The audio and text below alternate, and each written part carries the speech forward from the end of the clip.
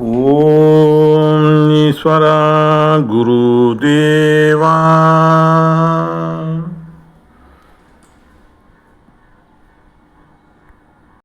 மாமகரிஷி வேணுகோபால சுவாமிகளின் அருளாசியும் அருள் சக்தியும் நாம் அனைவரும் பெறுவோம். குருவின் குருவாம் மாமகரிஷி ஈஸ்வரபட்டாய சத்குரு தேவரின் அருளாசியும் அருள் சக்தியும் பேரருளும் பேரொழியும் நாம் அனைவரும் பெறுவோம்.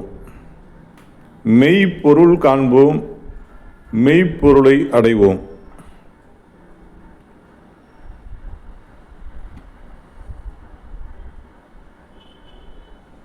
அன்பு தாய்மார்களே, சகோதர சகோதரிகளே, நண்பர்களே, உற்றார் உறவினர்களே,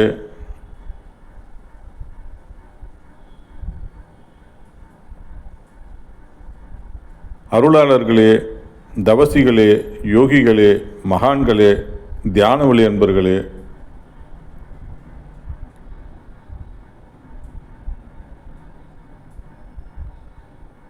நாளைய உலகை காக்கும் உத்தம ஞான குழந்தைகளே,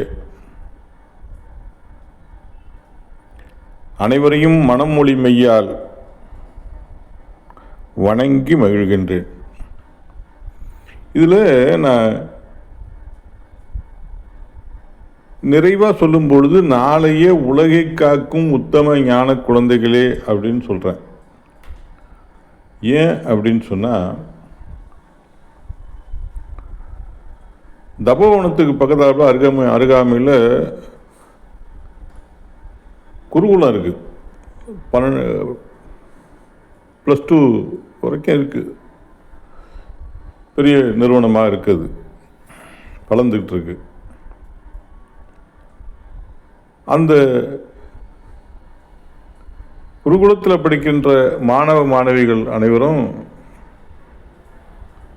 அதில் நல்ல இன்ட்ரெஸ்டாக உள்ள பிள்ளைங்க தியானத்தில், ஏன்னா தியானவழி குடும்பத்தில் உள்ள பிள்ளைங்கள்லாம் அங்கே தான் படிக்குது. புதிய பூமின்னு அங்கே பக்கத்தில் இருக்குது, அதில் உள்ள பிள்ளைங்கள்லாம் அங்கே தான் படிக்குது. அந்த வட்டாரத்தில் உள்ளவங்கள்லாம் தியானத்தை பற்றி அவங்களுக்கெல்லாம் தெரியும், ஆத்ம சுத்தியை பற்றியும் தெரியும். விபூதி இருக்குல்ல, விபூதி காந்த சக்தி நிறைந்தது. மாட்டுடைய சாணத்தில் உருவாகிறது காந்த சக்தி நிறைந்தது. அந்த காந்த சக்தி, அந்த விபூதியை கையில் எடுத்து வச்சு இந்த குழந்தைங்கள்லாம் என்ன செய்யும், அந்த விபூதியை கையில் எடுத்து வச்சுக்கிட்டு ஆத்ம சுத்தியை நல்லா பண்ணிட்டு ஃபோனு ஊதி விட்டா அது காற்று மண்டலத்தில் பரவி அங்கு அது நல்லதாயிடும். குழந்தைகள், ஒரு மனிதனுடைய எண்ணத்திற்கு அவ்வளோ வலிமை. குழந்தைகள்னு சாதாரணமாக நம்ம நினச்சிடக்கூடாது. அந்த எண்ணத்தின் வீரிய சக்தி, அந்த தெய்வீக சக்தி எப்படி என்ன கள்ள கவடம் இல்லாமல் அப்படியே எடுத்து அவங்க அந்த ஒன்றில் இந்த இடத்துல நல்ல மழை பெய்யணும் அப்படிங்கிறது என்னாங்கன்னா போதும். இந்த வருடம் தமிழகத்தில் விவசாயம் நல்லா இருக்கணும் அப்படின்னு என்ன போதும். சக மாணவர்கள், மாணவ மாணவிகள், பேராசிரியர்கள், ஆசிரியர் பெருமக்கள் அனைவரும் மலர் மனம் பெறணும், மகிழ்ந்து வாழ்ந்து சக்தி பெறணும். ஏன்னா மலர் மனம் பெறணும், மகிழ்ந்து வாழ்ந்து சக்தி பெறணும்னா அந்த அந்த நிலையை உருவாக்கிடும். அந்த மலர்களுடைய மனத்தை நீங்கள் திரும்ப திரும்ப திரும்ப மலர் மனம் பெறணும், மகிழ்ந்து வாழ்ந்து சக்தி பெறணும்னு எடுக்க அந்த ரோஜாவை எண்ணி எடுத்தீங்கன்னு சொன்னால் அந்த மலருடைய மனத்தை நீங்கள் நுகரலாம். இதுதான் தியான பயிற்சி. சரி, உள்ளப்போ இன்றைய நாம் பார்க்க இருப்பது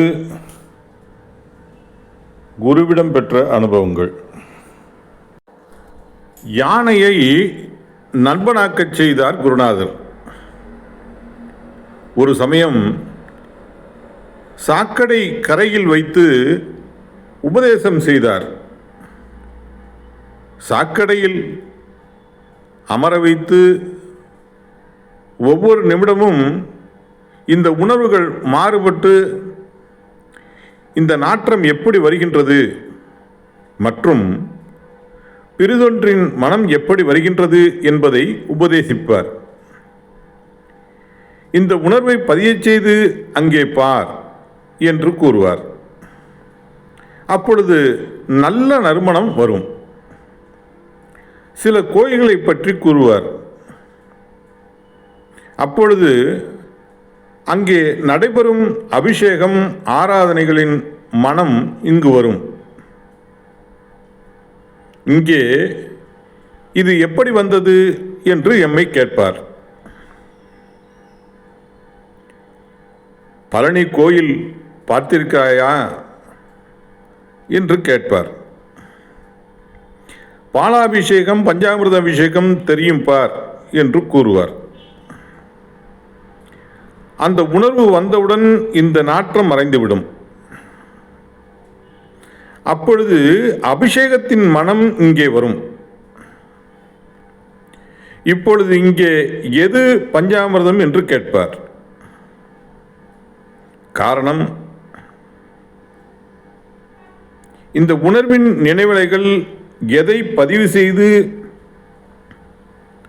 எதன் மேல் நாம் பற்றுக்கொண்டுள்ளோமோ பற்றுக்கொள்கின்றோமோ அந்த உணர்வின் தன்மை நமது ஆன்மாவாக மாறுகிறது. நாம் சுவாசிக்கின்றோம், அது ஜீவ அணுவாக மாறுகின்றது. அதனின் உணர்வுகள் தனது இரைகளை தேடி நமது உணர்ச்சிகளை கிளர்த்தி விடுகிறது. இதுபோன்று நமக்குள் எண்ணிலடங்காத எண்ண வித்துக்கள் உண்டு. அதனில் எந்த உணர்வின் தன்மை அதிகமோ அதன் செயலாக்கமாக நமது ஆன்மா மாறுகிறது. உயிரினங்கள் ஒவ்வொன்றும் தன் உணவுக்காக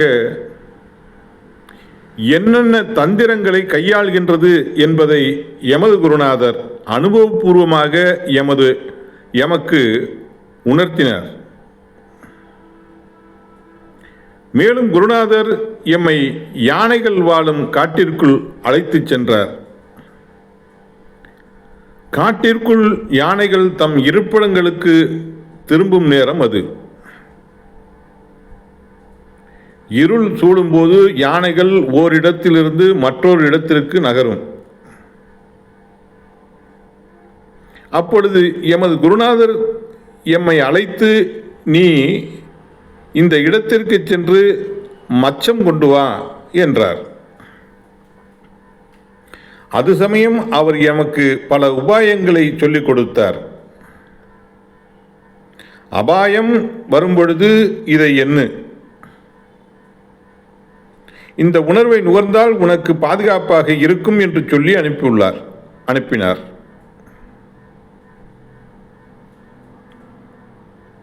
அவர் சொன்னபடி யாம் சென்றோம்.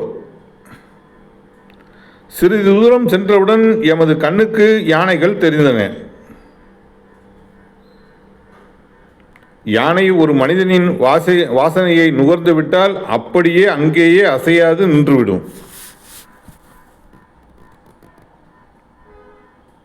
யானை நடந்து வரும்பொழுது இளம் காற்று வரும். திசையை நோக்கி பார்த்தால் யானை வருவதை அறிந்து கொள்ள முடியும். அங்கிருந்து அலை வருகிறது என்றால் யானை இருக்கின்றது என்று பொருள். இது யாம் சிறுவயதில் வேட்டைக்கு செல்லும் பொழுது அறிந்து கொண்ட நிலைகள்.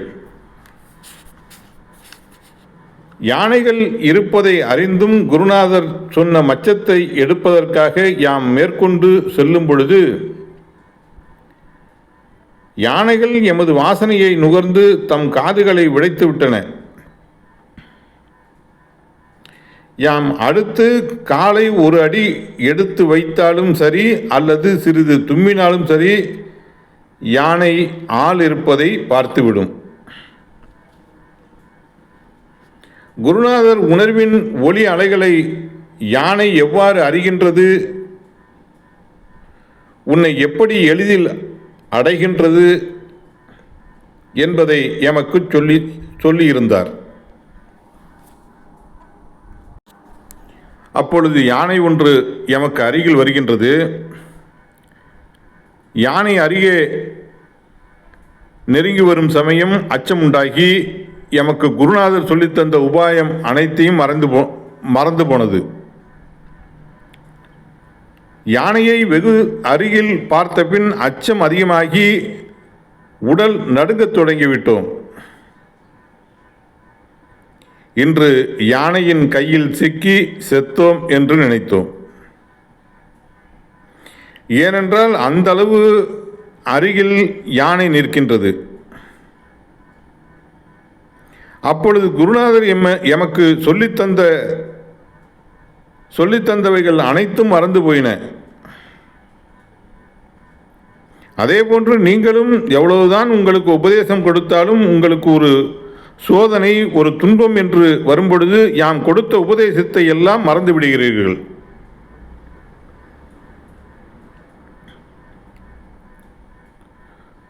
குருநாதர் சொன்னபோது அர்த்தமானது. ஆனால் அங்கே அதிர்வின் தன்மை ஆனபின் அதை இழந்து விட்டோம். உண்மையில் சொல்லப்போனால் எமக்கு மலம் தானாக வெளியேறியது. எமது பின்பக்கம் வேஷ்டியெல்லாம் நனைந்து போனது. அப்பொழுது குருநாதர் முன்னே வைத்த காலை பின்னே வைக்காதே என்று தூரத்திலிருந்து ஒலியினை எழுப்பினார். இவர் இப்படி நம்மை சிக்க வைத்து விட்டாரே என்ற எண்ணம்தான் வருகிறதே தவிர குருநாதர் சொல்லித்தந்த உபாயம் நினைவுக்கு வரவில்லை.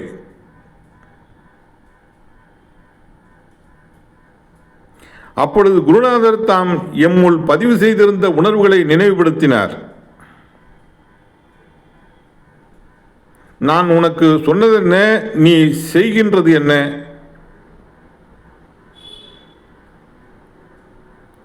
நீ அந்த யானையின் மனத்தை இதன் நிலைகளில் நுகரப்படும் பொழுது யானையின் மனம் உன்னிடம் வந்துவிடும். பின் யானை உன்னை எதிரி என்று கருதாது தனக்கு உகந்தவன், தீங்கு செய்யாதவன் என்று உணரும் என்று இந்த உணர்வை ஊட்டினார். குருநாதர் சொல்லி அருளிய உணர்வினை எண்ணிய பின் யானைகள் தம் காதுகளை மடக்கிவிட்டு அசைந்து நடந்து செல்ல ஆரம்பித்தன. அப்பொழுது 2 யானைகளுக்கு மத்தியில் சென்று கொண்டிருந்த குட்டி யானை ஒன்று அங்கிருந்து விலகி எம் மீது உராயத் தொடங்கியது. அதன் தாய் யானை எம்மை முறைத்து காதை விடைத்து பார்த்தது. பால் குடிக்கும் அதே குட்டி யானை பெரிதொரு யானையின் கால்களுக்கு இடையில் சென்றால் அந்த யானை குட்டி யானையை தன் துதிக்கையால் தள்ளிவிடும். அப்பொழுது தாய் யானையை தம் குட்டியை தள்ளிவிட்ட யானையை முறைக்கும். குட்டி யானை செய்த வேலை தாய் யானை எம்மை முறைக்கவும், குட்டி யானை செய்த வேலை தாய் யானை எம்மை முறைக்கவும் எமது உணர்வுகள் மாறியது. மனிதருக்கு ஒவ்வொரு நொடியிலும் உடலை காத்திடும் உணர்வுகள் வரப்படும் பொழுது அச்சத்தின் உணர்வுகள் எவ்வாறு தோன்றுகின்றது என்பதை எமக்கு காண்பித்தருளினார் குருநாதர். எந்த வேதனையின் உணர்வை சூரியனின் காந்த சக்தி கவர்ந்து அலைகளாக மாற்றுகின்றதோ அதை நாம் நுகரும் பொழுது அது நம் உடலுக்குள் அணுவின் தன்மையாக மாறிவிடுகின்றது. இவ்வாறு நம் உடலில் வேதனையை உருவாக்கும் அணுக்கள் பெருகுவதை எமக்குள் உணர்த்தினார். ஒரு வாரம் ஆனபின் வேதனைப்பட்ட உணர்வின் அணுக்கள் இந்த உடலில் வேதனையின் எண்ணத்தை ஓங்கி வளர்க்கின்றது.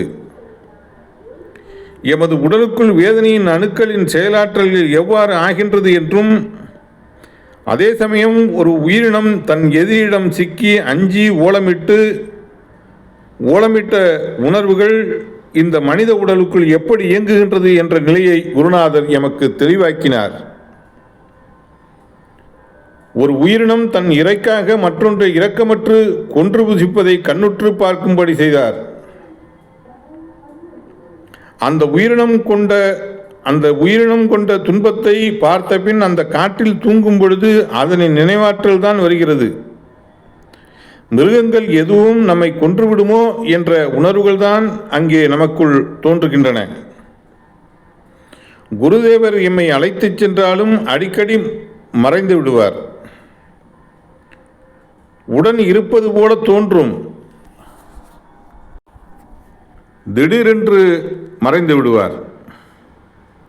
யாம் தனித்து வரப்படும் பொழுது இத்தகைய கொடூர காட்சியை பார்த்த பின் இதனின் நினைவாற்றல் அடிக்கடி வந்து எம்மை அறியாமலேயே இதை சுவாசிப்பதும் அஞ்சி நடுங்குவதும் போன்ற நிலைகளால் நம்மை மனிதனாக உருவாக்கிய அணுக்கள் அனைத்தும் பதறுவதும் பதறி துடிப்பதும் போன்ற நிலைகளை எமக்கு உணர்த்தினார். நாம் சுவாசிக்கும் போது எந்த வேதனையின் உணர்வை நுகர்ந்தோமோ அதை நமது உயிர் ஜீவ அணுக்களாக மாற்றிய பின் அதே அணுக்கள் நமது உடலில் கிளர்ச்சியாக இயங்கும் பொழுது நமக்குள் எந்த அணுவின் தன்மை வளர்ந்ததோ அந்த அலைகளை நுகர்ந்து நமக்குள் உணரப்படும் பொழுதுதான் உணர்த்துகின்றது அந்த உணர்வுகளே.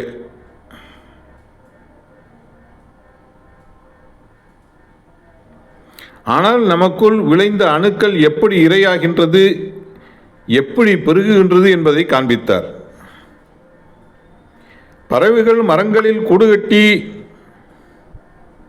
கூடுகளை கட்டி தன் குஞ்சுகளை பொரித்தபின் மற்ற உயிரினங்களிடமிருந்து பாதுகாத்து இறை தேடி வந்து கொடுத்து காக்கின்றது. குஞ்சுகள் தாயை பார்த்த பின் வாயை திறந்து அலறுகின்றது, இயங்குகின்றது. இதுபோன்றுதான் யாம் வேதனையை நுகர்ந்த பின் வேதனையை உருவாக்கும் அணுவாக உருவாகி எமக்குள் அது தன் இரையாக அதன் உணர்வுகள் உந்துவதை எமக்குள் உணர்த்தினார். பின் எமது உயிர் அதே உணர்ச்சிகளை தூண்டி வேதனைப்பட்ட உணர்வுகளிடமிருந்து வெளிப்பட்ட உணர்வை எமது ஆன்மாவாக மாறி யாம் சுவாசித்த எண்ணங்கள் மீண்டும் நினைவுக்கு வந்து அச்சப்படும் நிலைகள் வருகின்றது. அந்த உணர்வின் அலைகள் எமது உடலில் உருவான அணுவுக்கு இரையாகின்றது. உணர்வின் தன்மை வளர்ச்சி பெறுகின்றது. குறுகிய காலத்தில் அந்த இனத்தின் வளர்ச்சி எவ்வாறு ஆகின்றது என்கின்ற நிலையை அங்கே காண்பித்தார். உயிருடைய வேலை நுகர்ந்த உணர்வை ஜீவ அணுவாக மாற்றிவிடுகின்றது. மீண்டும் அந்த உடலிலுள்ள அணுக்கள் தன் உணவுக்காக இயங்கும்போது அந்த உணர்வை கவர்ந்து அதற்கு உணவாக கொடுத்து அந்த தீய அணுக்கள் வளர்ச்சி பெறும் தன்மை அடைகின்றது. இப்பொழுது குருவியோ காக்கையோ மற்ற நிலைகள் அனைத்தும் தன் குஞ்சுகளுக்கு இரை கொடுப்பது போல நாம் இந்த வாழ்க்கையில் எதையெல்லாம் எண்ணுகின்றோமோ அவைகளை நமது உயிர் அணுக்களாக மாற்றும் பொழுது அவை அனைத்திற்கும் தாயாக இருக்கின்றது நமது உயிர். நமது உடல் தந்தையாக இருந்து அவை அனைத்தையும் அரவணைத்து கொண்டிருக்கிறது என்பதை குருநாதர் தெளிவாக காண்பித்தருளினார். இந்த அளவில் இதை நிறைவு செய்கின்றார்கள். ஆக உயிர் அந்த இடத்துல தாயாருக்கு உடல் தந்தையாக இருக்கின்றது. நுகர்ந்த உணர்வுகள் கருவாகி அணுவானால் பிரம்மலோகம். அது என்ன செய்யுது?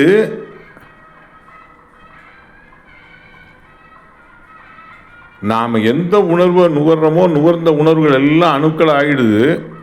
48 மணி நேரத்தில் அணுக்கள் ஆகிடும். அப்படி ஆயிட்டுன்னு சொன்னால் அது போய் தசைகளாக மாறி உடல் உறுப்புகளாகவும் மாறிவிடுகிறது. படுத்து உறங்கும் பொழுது அந்த நிலைகள் ஏற்படுகிறது. மீண்டும் என்ன செய்து உடலில் உணர்வுகள் கிளர்ச்சியாகி தன் சத்தை பிரபஞ்சத்திலேருந்து தானாகவே எடுத்துகிட்டே இருக்கும். நம்ம எண்ணணும்லாம் அவசியம் கிடையாது.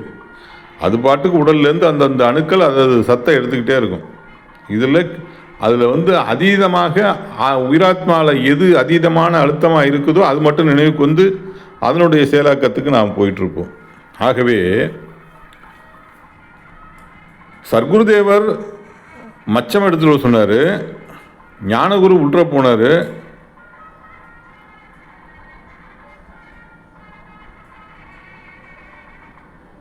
யானையிட்டிருந்து தன்னை தற்காத்து கொள்ள உபாயம் கொடுத்திருக்கின்றார். மறந்து விட்டார். இதே போல தான் சாமி நம்மளை அப்படி ஒரு நைஸாக ஒரு திட்டுறாங்க. பார்த்தீங்களா இல்லையா? உங்கள்கிட்ட நான் ஆயுதத்தை கொடுத்துட்டேன், துப்பாக்கியை கையில் கொடுத்துட்டேன், புலி வருதுன்னு சுடாமல் இருந்தீங்கன்னா ஏன் பொறுப்பு இல்லை அப்படிங்கிறார். அப்போ என்ன செய்யணும்? வேதனையோ நம்மை துன்புறுத்தும் உணர்வுகள் வந்தாலோ உடனே என்ன செய்யணும்? ஓம் ஈஸ்வரா குருதேவா அம்மா அப்பா குரு அருளால் துருவநட்சத்திரத்தின் பேரருளும் பேரொழியும் எங்கள் உயிர் வழி உடல் முழுவதும் படர்ந்து இரத்த நாளங்களில் கலந்து இரத்த நாளங்களில் உள்ள ஜீவ ஆன்மாக்கள் ஜீவ அணுக்கள் அனைத்தும் பெற அருள்வா ஈஸ்வரா என்று ஒரு 20, 50, 100 வாட்டி செஞ்சுக்கலாம்.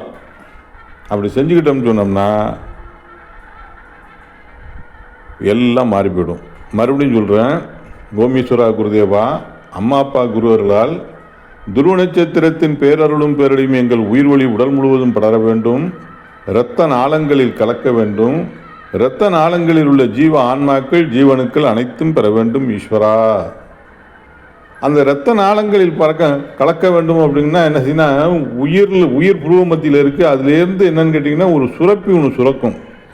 சுரந்த அந்த சுனையானது அந்த அமிலமானது இரத்தத்தில் போய் கலந்து அந்த இருக்கின்ற உடல் அந்த இரத்தத்தில் இருக்க அதை இந்திரலோகம்னு சாமிகள் ஞானிகள் நமக்கு கொடுக்குறாங்க. இந்திரலோகம், இந்திரன், இந்து, விந்து எல்லாம் வருது பார்த்தீங்களா? அதுலையே ரொம்ப டெப்த்தான சப்ஜெக்டுங்க இது. என்ன உள்ற நீங்கள் வந்தீங்கன்னு சொன்னால் அவ்வளவும் நீங்கள் அவ்வளோ பேருண்மைகள் இது உள்ற இருக்குது. ஆக அந்த நேரத்தில் என்ன செய்யணும்? வேதனையோ வெறுப்போ சஞ்சலமோ சலிப்போ கோபமோ குரோதமோ ஆத்திரமோ காமமோ எந்த உணர்வுகள் நம்மை பாதிக்கின்றதோ பாதித்த உணர்வுகளை கொண்டு உடனே அதை என்னென்னா துடைத்து பழக வேண்டும், நீக்கி பழக வேண்டும். அப்போ ஓம் ஈஸ்வரா குருதேவா அம்மா அப்பா அருளால் குரு அருளால் துருவ நட்சத்திரத்தின் பேரருளும் பேரொழியும் எங்கள் உயிர் வழி உடல் முழுவதும் படரணும். உடலில் உள்ள ஜீவனுக்கள் ஜீவான்மாக்கள் பெறணும். ஒரு 10 முறை சொன்னாலே அப்படியே கொஞ்சம் மாற்றமாகும். ஒரு நோய் உள்ற வந்துட்டு ஒரு குழந்தை படிக்க மாட்டேங்குது. எந்த மாரி ஒரு சமைக்கிறீங்க, அந்த சுவையுள்ள நிலைகளாக மாறணும் அப்படின்னு எது கேட்டாலும் அந்த உயிரான ஈசன்ட்டு ஆத்மஹத்தி பண்ணி கேட்டிங்கன்னா உடனே அது நடக்கும். இதுக்கு முக்கியமாக என்னென்னா துருவ தியானம் பண்ணிக்கணும். காலையில் 4:30 to 6:30 முக்கியமாக துருவ தியானம் பண்ணிவிடுங்க. சரிங்களா? ஓம் ஈஸ்வரா குருதேவா கருணை ஸ்வரூபா. அன்பு அருள்வொளி சொந்தங்களே அனைவருக்கும் வணக்கம். அப்புறங்க இந்த வீடியோ பிடிச்சிருந்ததுன்னா அவசியம் சப்ஸ்கிரைப் பண்ணுங்கள், ஷேர் பண்ணுங்கள், ஃபார்வேர்ட் பண்ணுங்கள், கமெண்ட் செக்ஷனில் உங்களுடைய பதிவு பண்ணுங்கள். பெல் நோட்டிஃபிகேஷனை அழுத்திங்க. எல்லாருக்கும் நாம் போடுற வீடியோஸ் அனைத்தும் உங்களுக்கு உடனே கிடைக்கும். சரிங்களா? குரு அருளை பெறுவோம், அருள் வழியில் செல்வோம், மெய்ப்பொருள் காண்போம், மெய்ப்பொருள் அடைவோம். ஒரு சின்ன பிரார்த்தனை எடுத்துக்கலாமா? ஓம் ஈஸ்வரா குருதேவா அம்மா அப்பா குருவர்களால் துருவநட்சத்திரத்தின் பேரருளும் பேரொழியும், சப்தரிஷி மண்டலங்களின் பேரருளும் பேரொழியும், அகத்திய மாமகிருஷ்ணர் சத்தியம், துருவமாமகிருஷ்ணர் சத்தியம். இந்த அருளுரையை கேட்டுக்கொண்டிருக்கின்ற அனைவரும் பெற்று அவர்களை அறியாது சேர்ந்த தீயவினைகள், சாபவினைகள், பாவவினைகள், பூர்வ ஜென்ம வினைகள் அனைத்தும் நீங்கி அவர்கள் வாழ்வில் உடல் நலம், உடல் பலம், மனநலம், மனபலம், தொழில் வளம், செல்வம், செல்வாக்கு, சொல்வாக்கு பெற்று செல்வ செழிப்போடு மன மகிழ்ச்சியோடு இந்தியாவில் உள்ள அனைவரும், தமிழகத்தில் உள்ள அனைவரும் கோடீஸ்வரனாக வேண்டும். எல்லாரும் பார்க்குறவங்கெல்லாம் கோடீஸ்வரன் ஆகணும். எல்லாரும் செல்வ செழிப்போடு மன மகிழ்ச்சியோடு பரிபூர்ண உடல் நலத்தோடு வாழ வேண்டும் ஈஸ்வரான்னு சொல்லி இதை நிறைவு செய்து கொள்வோம். எல்லாரும் சேர்ந்து ஓம் ஈஸ்வரா குரு தேவா. குருவே சரணம், குருவே துணை. அனைவருக்கும் வணக்கம்.